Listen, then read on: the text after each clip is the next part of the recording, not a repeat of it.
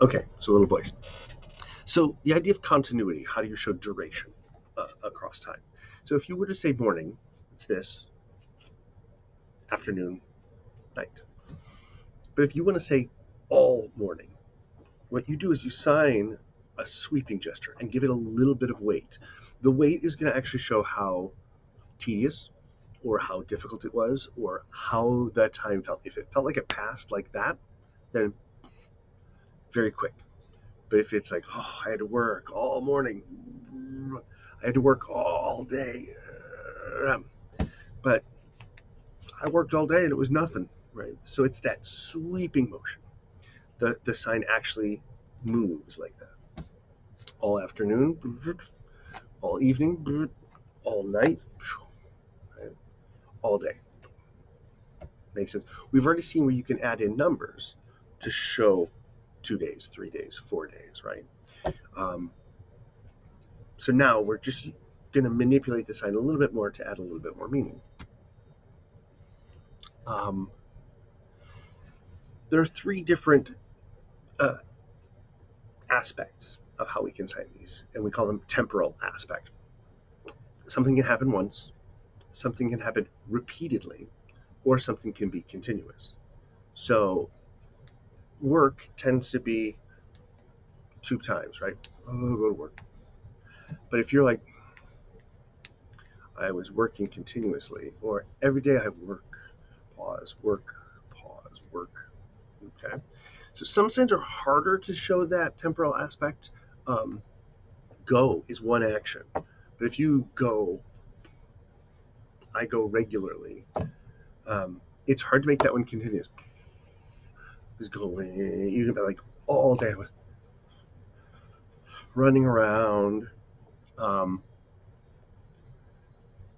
Use or use, you'll see it both ways. Or wear, same. Every morning, um, throw up. It's icky, but all right.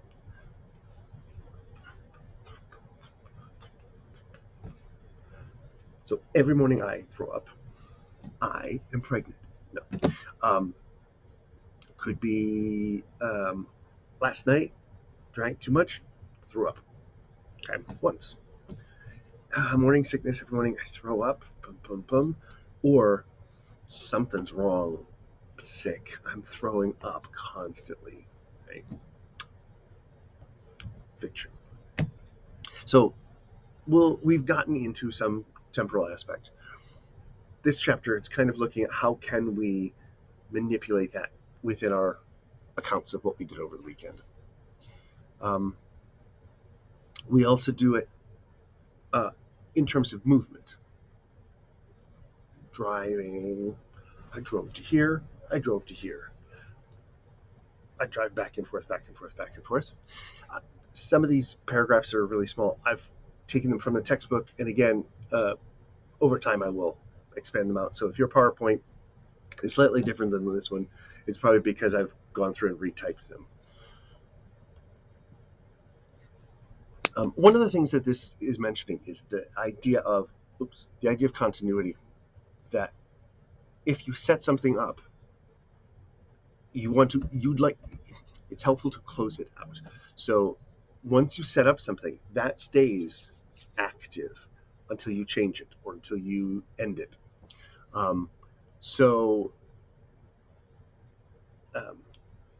If you say I move, if I have a starting location and an ending location, I moved. And you want to set up where this place is and where this place is. You say I moved away, you're not giving the final location. Oh, my friend moved away, lost contact, right? Or someone new moved into town. I don't know where from. They just moved here, right? So you can kind of see how there's start to finish is labeled, start, no finish, and no start, finish. Hope that makes sense.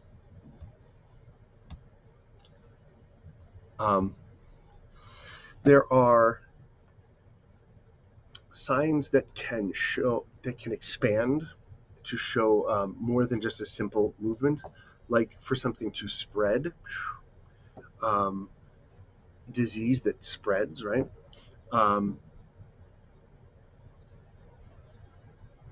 If you're, handing something and taking something back, airplane can come in, airplane can take off.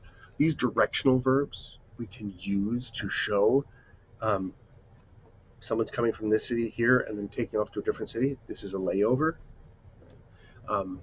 So we're looking at, you don't just have to sign fly. I flew there, then I flew there, then I flew there. If you all do it to the front, it makes no sense. But if we start to incorporate directions, it can be very clear. Start and finish. These all, in that diagram, are all things that they're pairs of verbs that often go together. So it's good to know them. So in this case, you talk about spread, but if you have people gather and then spread out. So we got together, we discussed it, and then we went our separate ways. I gave it away, and then I took it back.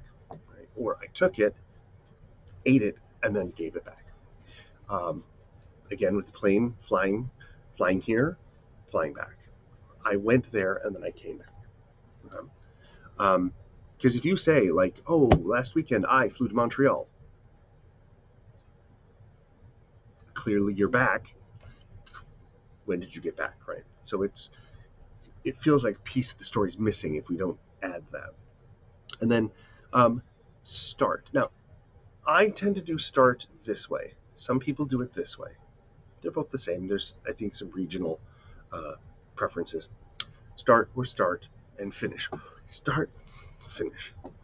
It's like parentheses or brackets. If you have the first one but don't have the opening one and don't have the closing one, it feels weird. So just to be aware of that. A couple more. Arrive and leave. So arrive, leave. And they tend to agree. If you arrive from here, you're going to leave this way. Right? Come and go away. Come here, go away. Start, finish. Start, end. Start, finish. Okay. Two different ways of doing that. And there's a footnote at the bottom. Why is that not? I must not have made that large. There. That's better. Okay. Jumping back. Oh, that's why. Okay. Getting in a car and getting out of the car. Boom, boom. Getting on the horse, getting off the horse. You have to do both, or else the story feels like it's missing something. From and to.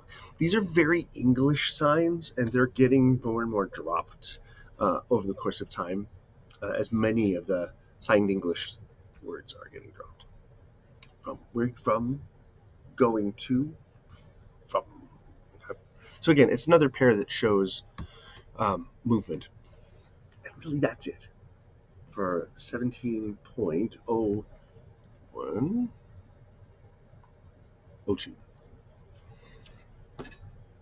Cool.